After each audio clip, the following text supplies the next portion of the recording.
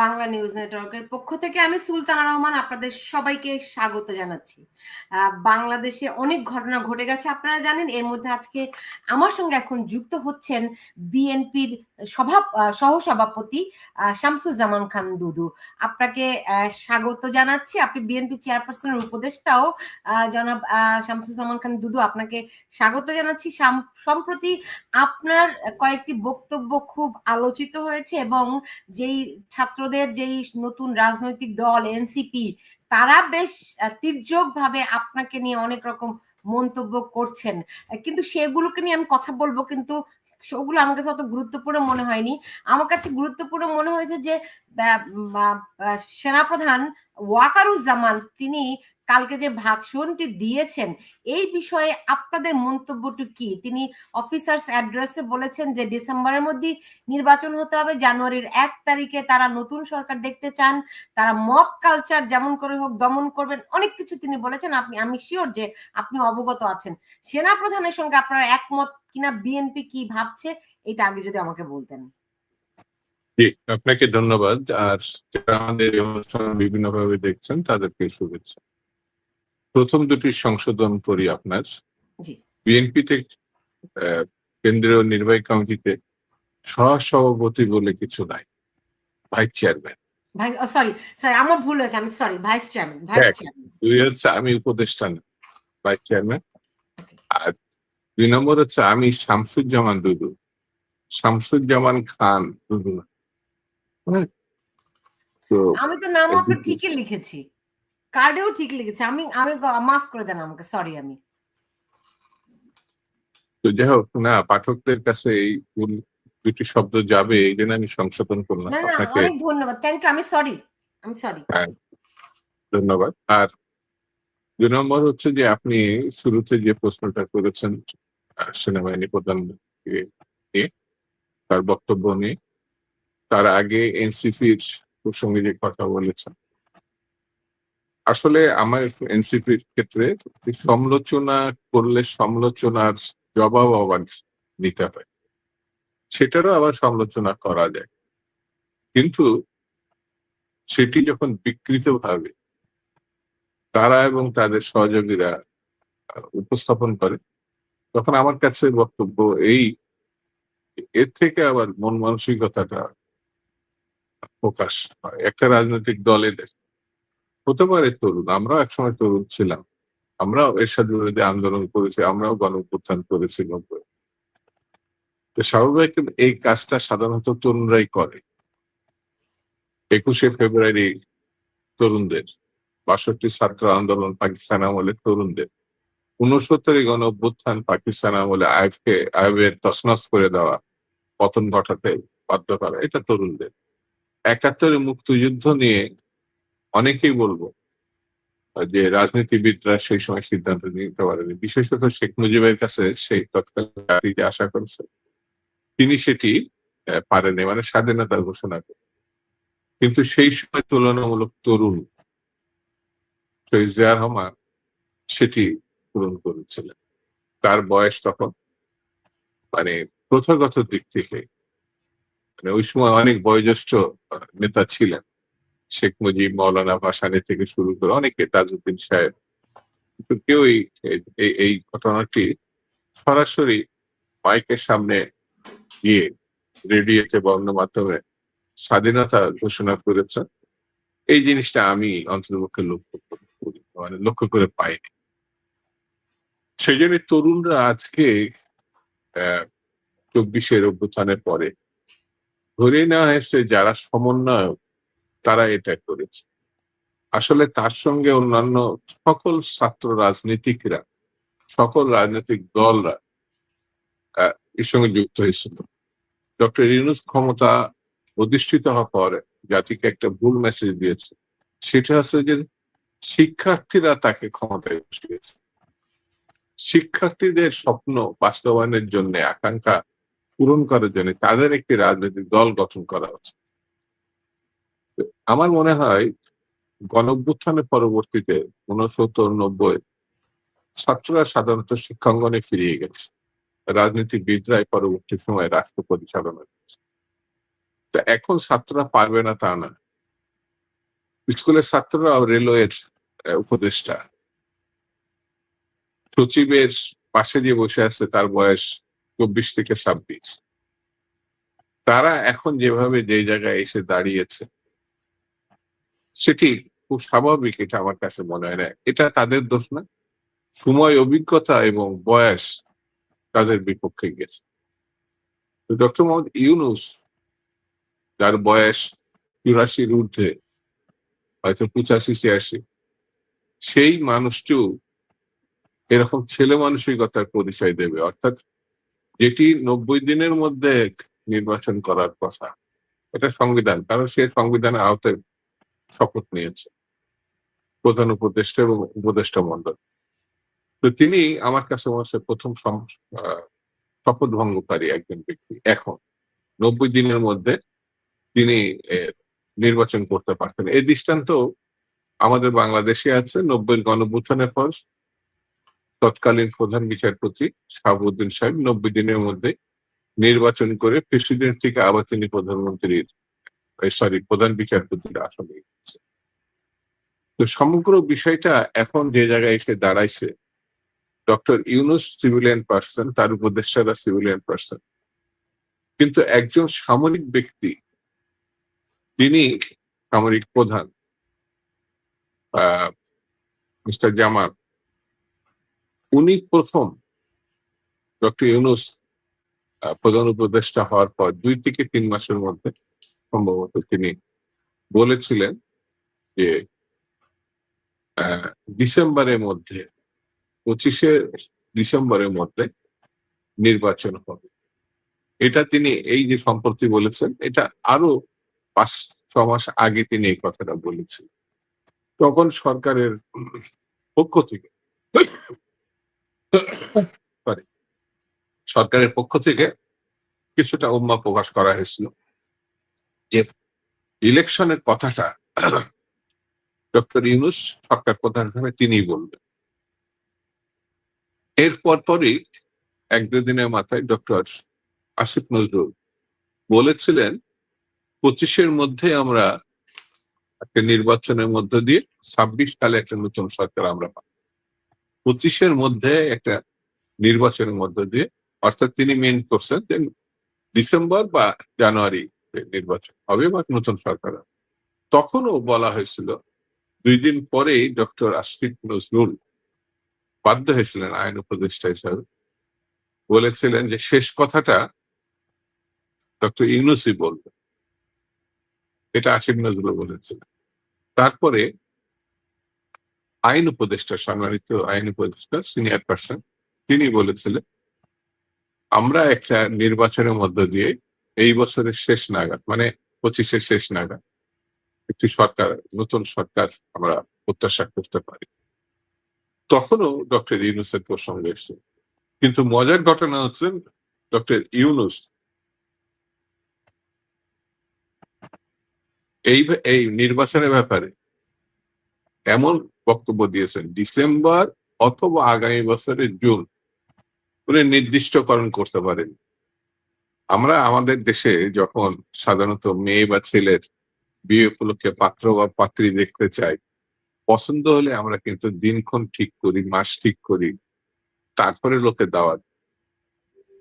তো ডক্টর ইউনূস এত শিক্ষিত একজন পিএইচডি মানুষ, দেশে বিদেশে তিনি বরেণ্য ব্যক্তিত্ব, কিন্তু দিন তারিখ না করে তিনি ইলেকশন করে মানুষকে বিভ্রান্তির মধ্যে ফেলছে, যেটি মানে এখন আজকে এই দিনে রাষ্ট্রীয়ভাবে, জাতিগতভাবে দেশে একটা বিভ্রান্তি শুধু সৃষ্টি হয়নি, যে কোনো মুহূর্তে আমার বিবেচনায় যারা রাজনৈতিক দল, তারা যদি সরকারের কাছ থেকে সমর্থন প্রত্যাহার করে নেয়, তাহলে এই সরকারের আর দাঁড়ানো জায়গা নেই। এই কারণে যা শিক্ষার্থীদের বলে দাবি করেছে সে শিক্ষার্থীদের সরকার, মানে ছাত্রদের ক্ষুদ্র অংশ, সে ছাত্ররা তার সঙ্গে নেই। কয়েকটা টাউট, বাটপার, লুটেরা আমার বিবেচনা, তারা এখন তাকে মানে সামনে রেখে আরো অন্যায়, অবিচার, যেমন দেখেন 2 দিন আগে ধানমন্ডিতে একটা ঘটনা ঘটছে, নিশ্চয়ই এটা আপনারা জানেন। সেখানে এই নবগঠিত রাজনীতি দলের মুখ্য সংগঠক চাঁদাবাজদেরকে মুসলেখা দিয়ে ছাড়িয়ে আনছে, যে কারণে তার দল আবার তাকে, মিস্টার হান্নানের কথা বলছেন, তাকে আবার শোকজ করেছে। তার মানে এমন একটা পরিস্থিতি যে চাঁদাবাজদেরকে ছাড়িয়ে আনার জন্য নতুন রাজনৈতিক দলের যারা আন্দোলনকারী শক্তি হিসাবে দাবি করছে নিজেদেরকে, তারা আহ, গিয়ে প্রশাসনের উপর চাপ প্রয়োগ শুধু করছে না, তাদেরকে ছেড়ে দিতে বাধ্য করছে। এটা এখন বাংলাদেশের প্রকৃত চিত্র। এবং রাস্তায় এতটা অনিরাপদ এখন, স্বাভাবিকভাবে দিনের বেলা, রাত্রি না, দিনের বেলা যে কোনো সময় যে কেউ বিপদে পড়ে, আইন শৃঙ্খলা পরিস্থিতিতে এমন। আর অন্য প্রসঙ্গে নাই বা বলো, সেই জন্য আমার কাছে যেটা মনে হয়েছে যে কোনো সময় থেকে এখন পরিস্থিতিটা সরকারের নিয়ন্ত্রণে আছে এটা মনে হয় না। নির্বাচন আমরা আমাদের পক্ষ থেকে, দলের পক্ষ থেকে বলেছি, নির্বাচন যত দেরি হবে, পিছিয়ে যাবে, সংকট আরো বাড়বে। বরঞ্চ মানুষকে নির্বাচনমুখী করতে পারলে সংকট আরো কমতো। আপনার দলের মহাসচিব মির্জা ফখরুল ইসলাম আলমগীর অভিযোগ করেছিলেন যে সুপরিকল্পিতভাবে নির্বাচন পিছিয়ে দেওয়ার পায়তারা চলছে। হ্যাঁ, এটা তিনি সঠিক কথাটাই বলেছেন। সঙ্গে আরেকটা কথা বলেছেন, প্রয়োজন হলে বিএনপি সমর্থন প্রত্যাহার করবে কিনা এটা তারা চিন্তা করবে। এরকম কোন আলাপ আলোচনা আপনাদের হাইকমান্ডের এই সঙ্গে পর্যন্ত হয়েছে? এই বক্তব্যটা এই পর্যন্ত কখনো পার্টির পক্ষ থেকে বলা হয়, কিন্তু অতি সম্প্রতি দু একদিন আগে তিনি এটা বলেছেন। আমরা এই সরকারকে সমর্থন দিচ্ছি ফ্যাসিবাদ থেকে মুক্ত হয়ে গণতন্ত্রে ফিরে যাওয়া। এটা কিন্তু আপনাকে মাথায় রাখতে হবে যে শেখ হাসিনার নির্বাচনের নামে 3টা নির্বাচনে তিনি জালিয়াতি শুধু করেনি, বিশ্বের সামনে বাংলাদেশকে ভাবমূর্তিগত দিক থেকে শেষ করে দিয়েছে। মানে এই নির্বোধ, আমি নির্বোধ মহিলাই বলবো, মানে এতটাই সততা ক্ষমতার জন্য উন্মুক্ত ছিল। তার পরিবারে তো একটাও আপনি চোরের বাইরে পাবেন না, পোশাক আশাকে যায় হোক, শিক্ষা দীক্ষায় যায় হোক।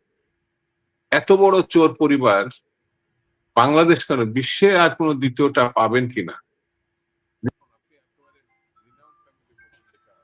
দুদু ভাই, আপনার অডিওটা আমি শুনতে পাচ্ছি না। এখন কি শোনা যায়?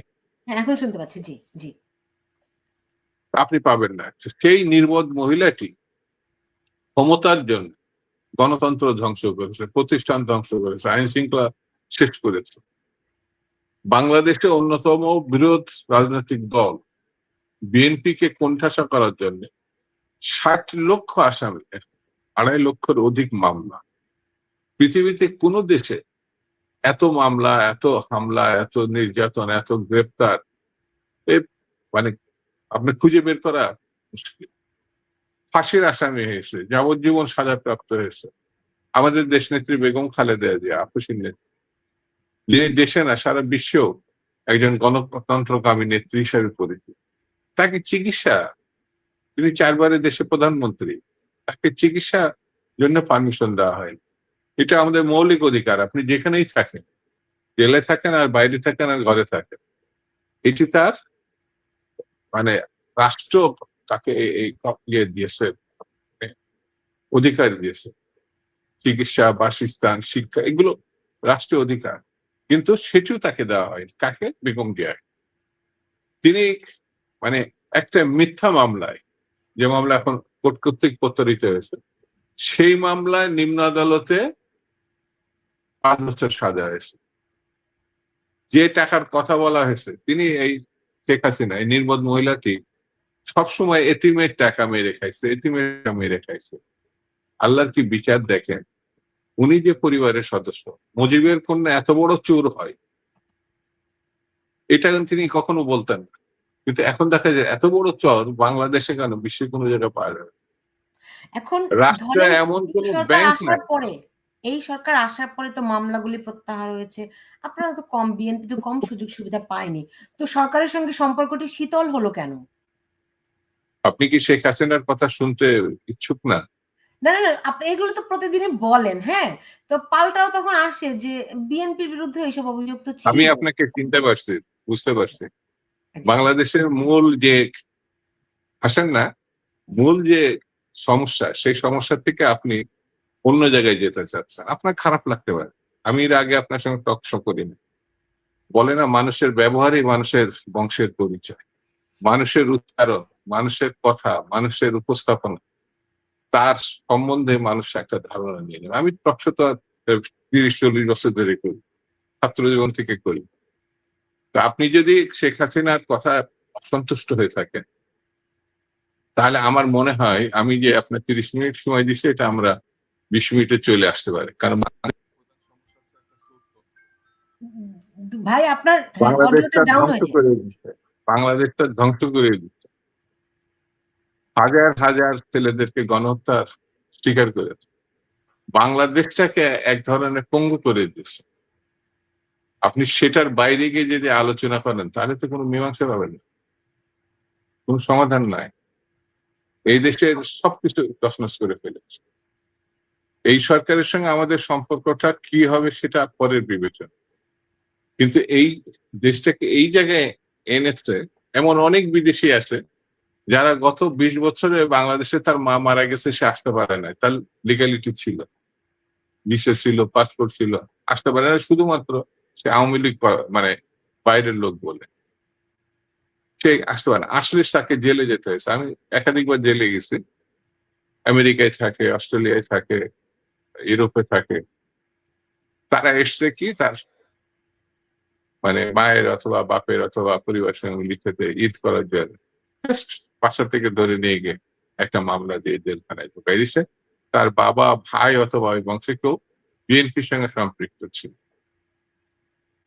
এমন একটি দেশে এই যে পরিস্থিতিটা শেখ হাসিনা করেছিলেন, এখনো পর্যন্ত তার বিচার এই বর্তমান সরকারের উদ্যোগে হয় নাই। খালি শোনা যাচ্ছে বিচার হচ্ছে, তদন্ত হচ্ছে। ৮ মাস তো লেগে গেছে।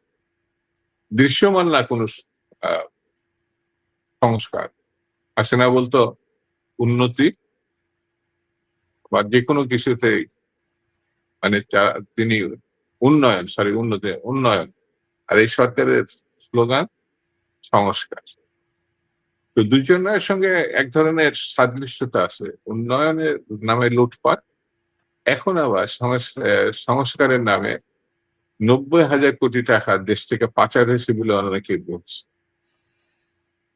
সেই কারণে এই সরকারের সঙ্গে স্বাভাবিক কারণে আমরা দুর্নীতির বিরোধিতা করেছি।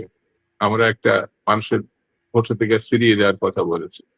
তো যারা এত দুর্নীতি করেছে, এই যেমন দেখেন না একজন নতুন নবগঠিত দলের একটা নেতা প্রাডো চালায়। সে দাবি করেছিল তার মানে ছাত্র জীবনে মানিব্যাগই ছিল না। মানে এত সৎ, টাকাই ছিল না, ধার করে চলত। তো ৩-৪ মাসের মধ্যে সে প্রাডো যখন প্রশ্ন করছে সাংবাদিক, না এই তো আপনার গাড়ি বলে হ্যাঁ। আপনি কিনলেন কি করে? ২-৩ মাসের মধ্যে বলে এটা আমাকে জামাত দিছে। জামাত থেকে গাড়ি প্রাডো গাড়ির ফ্যাক্টরি দিছে। বিক্রি হচ্ছে না বলে ফ্রি দিয়ে দিছে। এটা তো আমার জানা নাই। তার মানে তারা তাদের সত্য কথাটা বলতে গিয়ে আরেকজন, আমি এই ক্ষেত্রে বলবো জামাতকে ঘাড়ে তারা আশ্রয় চাইছে। এরকম একটি বাংলাদেশ তৈরি হয়েছে, এর ধারাবাহিক হচ্ছে শেখ হাসিনার অবদান। এই অবদানকে আপনি যদি ভেঙে ফেলতে না পারেন, নিশ্চিহ্ন করতে না পারেন, ধ্বংস করতে না পারেন, তাহলে গণতন্ত্রে ফিরা বা প্রত্যাবর্তন করা। জি। আপনি যে অভিযোগগুলি করলেন, দুর্নীতির অভিযোগ। এই অভিযোগগুলো বিএনপির জন্য প্রযোজ্য। এখন খুব ক্যাম্পেইন চলতেছে যে আওয়ামী লীগ দেখেছি, বিএনপি দেখেছি। আমরা এখন ৩য় পক্ষ দেখতে চাই। ডক্টর ইউনূস সেই ৩য় পক্ষ কিনা? এটা যারা বলছে, যারা ডক্টর ইউনূসের বা নবগঠিত দলে বিএনপি দুর্নীতি করেছে, বেগম জিয়া নিজে যে ব্যাংকের টাকার কথা বলেছে, এতিমের টাকা মেরে খাইছে। এটা যদি দুর্নীতি, এর জন্য সাজা দেওয়া হয়েছে। তো যেকোনো একটা মূর্খও জানবে যে এটা একটা মিথ্যা অভিযোগে থাকে তার প্রধান প্রতিদ্বন্দ্বীকে সাজা দেওয়া হয়েছে এবং জেলে বা দৃশ্যপট থেকে সরিয়ে ফেলা হয়েছে। আমি জাস্ট একটা নমুনা আপনাকে দেখাব। এই নমুনার উপর ভিত্তি করে বিএনপিকে আওয়ামী লীগের সঙ্গে তুলনা করছে। যারা তুলনা করছে তাদের উদ্দেশ্য এতটাই অসৎ, এতটাই আহ, অপরিপক্ক, যেটা আলোচনা করার কোনো যোগ্য। বিএনপি 16 বছর 17 বছর ধরে এই অপশাসনের বিরুদ্ধে, অনিয়মের বিরুদ্ধে, ভোট কারচুপির বিরুদ্ধে, ব্যাংক লুটের বিরুদ্ধে আন্দোলন করেছে। তারা বিএনপি এবং আওয়ামী লীগকে একটা জায়গায় একই রকম বলে তারা দ্বিতীয় কোন স্রোত চাচ্ছে। এরা তো নিঘাত, আমার ভাষায় যদি বলি, এরা বদমাইশ ছাড়া আর কিছু না, শয়তান ছাড়া আর কিছু না, মূর্খ ছাড়া কিছু না। এবং এই শয়তান বদমাইশ গুলো যদি কোনো কারণে, এখন তারা অনেকে আবার দৃশ্যে আছে বাংলাদেশটাকে শেষ করে দিবে।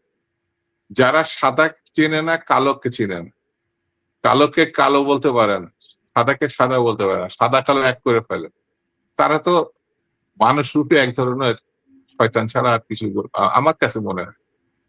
বিএনপির কিছু ত্রুটি থাকতে পারে, বিএনপির কিছু খারাপ দিক থাকতে পারে, কিছু দুর্বলতা থাকতে পারে, সেটি তো নির্বাচনে গেলে জনগণই তাদের প্রত্যাখ্যান করবে। বিএনপি যদি খারাপ হয় তাহলে বিএনপিকে তো তা নির্বাচনে গেলে প্রত্যাখ্যান করবে, কিন্তু তারা নির্বাচনে যাচ্ছে না। কিন্তু বিএনপিকে আওয়ামী লীগের এপিট ওপিট বলে চালানোর চেষ্টা করছে। মানে এটা মানুষরূপী শয়তান ছাড়া আর কেউ করতে পারে বলে আমার কাছে মনে হয়। জি। আপনারা তো নির্বাচন চান, শুরু থেকেই আপনারা নির্বাচনের কথা বলেছেন। তো আপনারা কি চান যে সেই নির্বাচনে আওয়ামী লীগ অংশগ্রহণ করুক? আমরা একটু সঙ্গে যুক্ত করে দেই। আমরা দেখলাম গতকাল টাঙ্গাইল সহ 2-1টি জায়গায় শেখ হাসিনার বিরুদ্ধে মামলা প্রত্যাহার হয়েছে। সেটি কোনো কিছুর ইঙ্গিত দেয় কিনা? আর নির্বাচন কি আওয়ামী লীগ অলরেডি দেশে আইন অনুযায়ী আওয়ামী লীগ নিষিদ্ধ, মানে তার নিষেধাজ্ঞা স্থগিত রয়েছে, মানে তার কার্যক্রম স্থগিত রয়েছে। তো নির্বাচনে আপনারা আওয়ামী লীগকে দেখতে চান কিনা? বিএনপি কি চায়? আওয়ামী লীগ নিষিদ্ধ ঘোষিত কোন দল এই মুহূর্তে এটা বলা যাবে না। সরকার যেটা করেছে একটা প্রতারণা করছে জাতিসংঘ। যতক্ষণ বিচার হবে ততক্ষণ তার কার্যক্রম বন্ধ থাকবে। কার্যক্রম, দল বাতিল না, নিবন্ধন বাতিল না। তো তার সমর্থক যারা নবগঠিত দল, তারা কিন্তু এতে সন্তুষ্ট। তো সরকার নিজেই প্রধান একসময় বলেছিল যে আওয়ামী লীগ নিষিদ্ধ করার ইচ্ছা তাদের নাই, তার মানে ডক্টর মোহাম্মদ ইউনূসের নাই, তো সরকারের নাই। তো সরকারের আপনি প্রশ্ন না করে বিএনপি তার বিরুদ্ধে সবসময় লড়াই করেছে, সবসময় আন্দোলন করেছে। আমরা তো ইলেকশন এখনো মনে করি, ইলেকশন করতে দিলে, যদি কারোর ইলেকশন করতে আসে, জনগণের সব থেকে বড় বিচারক। এদের প্রার্থী দেওয়ার ক্ষমতা এখন আছে বলে জনসম্মুখে বেরোনোর ক্ষমতা আছে কিনা, দিল্লিতে কোথায় আছে সেটা শেখ হাসিনা নিজে প্রচার করে না। এমনকি লন্ডনে আমাদের শেখ মুজিবের ছোট কন্যা থাকে, সেও এখন আর কথা কয় না। তো তাদের নিষিদ্ধ করবো কি? জনগণই তো তাদের নিষিদ্ধ করে দিয়েছে। সেই জন্য আমি ইলেকশনে যে দল খারাপ জনগণ প্রত্যাখ্যান করবে, এই সুযোগটা আমি দিচ্ছি না জনগণ। শেখ মুজিব যেমন আওয়ামী লীগকে নিষিদ্ধ করেছিল ৪র্থ সংশোধনী পরে বাকশাল গঠনের নামে, সে নিজে এটা নিষিদ্ধ করছে। ওই সাহসও ডক্টর ইউনূস দেখায় না। এখন উপরন্ত বিএনপির গাড়ি চাপানো আছে, বিএনপি তো নিষিদ্ধ করতে বলেন, বিএনপি তো সবসময় জনগণের কাছে নিয়ে যাওয়ার কথা বলে। এই যে কিছু তরুণ একটা নতুন রাজনৈতিক দল করেছে, আমি ওদের অনেক জায়গায় বলেছি, ওরা যত লেট করবে মানে নির্বাচনে, একটা সময় ওদের প্রস্তাবক আর সমর্থনকারী খুঁজে পাওয়া যাবে। প্রস্তাবক সমর্থন, ভোটার কথা বাদ দেন, কারণ ওরা এখনো অফিসিয়ালি রাজনৈতিক দল না।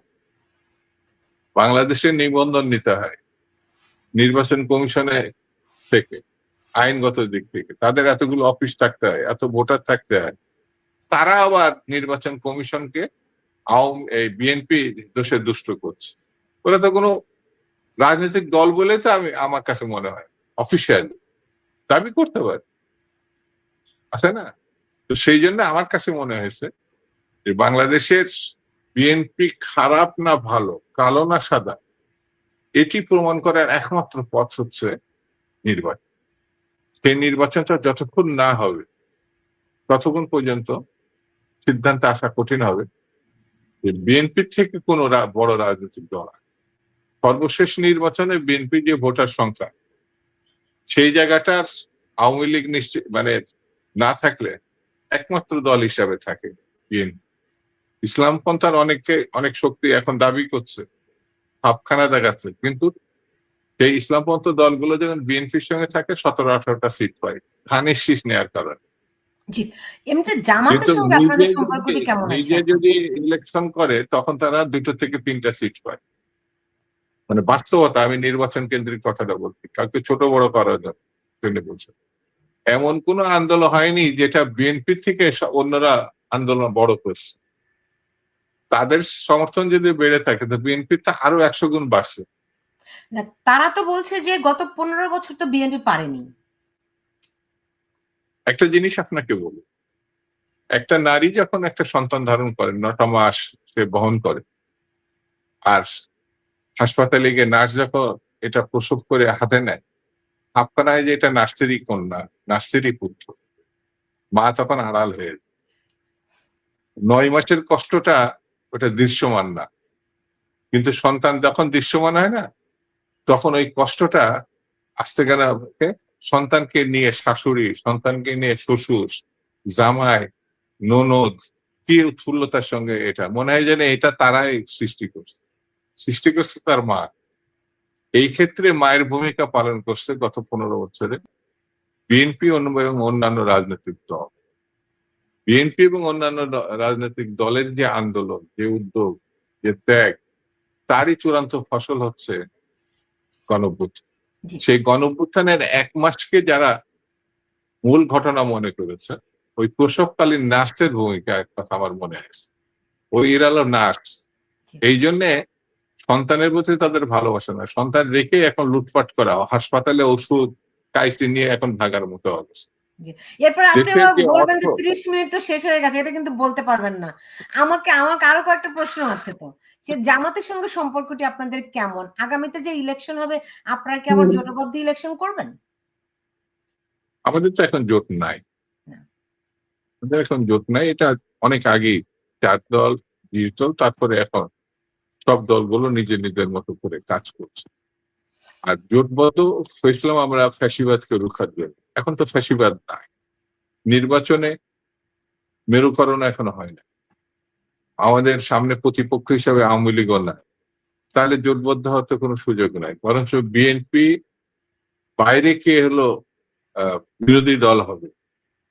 সেটি কি জামাত নাকি অন্য কোনো রাজনৈতিক দল? এই প্রশ্নটা আছে। সেহেতু জোটবদ্ধ হওয়ার তো কোনো কারণ নাই বা সুযোগও নাই।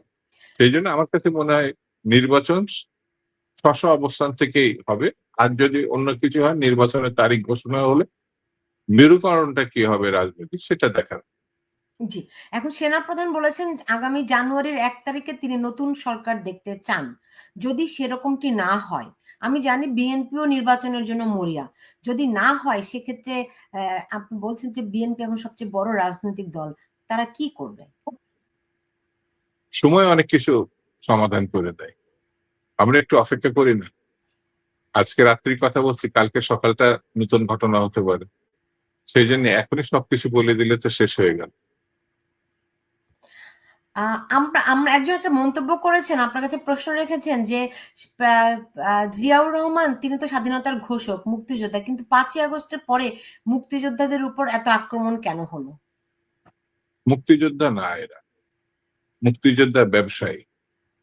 এরা মুক্তিযোদ্ধাকে হাসিনার নামে, মুজিবের নামে ব্যবসা করেছে। মুক্তিযোদ্ধা আক্রান্ত হয়নি। যারা লুটপাট করে, মানুষ করে, জমি দখল করে, গণতন্ত্র চিবিয়ে খায়, তারা মুক্তিযোদ্ধা, এটা আমার কাছে বিশ্বাসযোগ্য হয়। মুক্তিযোদ্ধার মুখোশধারী। এদের নিয়ে অনুতাপ করার কিছু। জি, আমরা দেখলাম আমরা দেখলাম যে সেনাপ্রধান বলেছেন যে মব আর সহ্য করা হবে না বিভিন্ন জায়গায়, এমনকি আজকে যে সুপ্রিম কোর্ট থেকে ইশরাক হোসেন যে রায়টি পেলেন এটি নিয়ে আবার এই আপনার এনসিপির নেতারা নানা রকম তীর্যক মন্তব্য করছেন। মব আসলে কারা করছে, সেনাপ্রধান কি ব্যবস্থা নিতে পারেন? আমার মনে হয় আজকে এই পর্যন্ত থাক। এক জি। নম্বর বলি, আইনের শাসনের প্রতি শ্রদ্ধা থাকতে হবে, কোর্টের প্রতি শ্রদ্ধা থাকতে হবে। শুধু আমার পক্ষে গেলে আমি সেটা গ্রহণ করব, আমার বিপক্ষে গেলে গ্রহণ করব না, এই মানসিকতা নিয়ে আমরা বেশি দূরে এগোতে পারবো। জি। সেই জন্য কোর্টের প্রতি শ্রদ্ধা থাকতে হবে। আর নবগঠিত রাজনৈতিক দলটি আদতে কি চায় আগে তারা ঠিক করলে তারা আমার মনে হয় আজকে আপনার এই জি। পর্যন্ত থাক। Thank you. জি, জি, BNP vice president Shamsuzzaman Dudu, আপনাকে অনেক ধন্যবাদ জানাচ্ছি আমার সঙ্গে আজকে যুক্ত হওয়ার জন্য। আপনি আবার ভুল করলেন, ভাইস চেয়ারম্যান। Vice chairman. হ্যাঁ। Thank you. জি, ভালো ভালো থাকবেন। থাকেন আপনি। জি, জি, থ্যাংক ইউ সো মাচ। আচ্ছা। জি। দর্শক, এই ছিল আমার আজকের আয়োজনে। যে যেখানে আছেন সবাই ভালো থাকুন। বিএনপি একটি বড় রাজনৈতিক দল। তারা কি করে তাদের উপর অনেকখানি নির্ভর করছে দেশের ভবিষ্যৎ যেমন সত্য, অন্যদিকে গতি প্রকৃতি কোন দিকে যাচ্ছে সেটিও নজর রাখার মতো বিষয়। তবে আ যেকোনো সময় আ যা কিছু ঘটবে আমরা নিশ্চয়ই তার আপডেট আপনাদেরকে জানাবো। আপনারা যে যেখানে আছেন সবাই ভালো থাকুন সেই প্রত্যাশা রেখে বিদায় নিচ্ছি।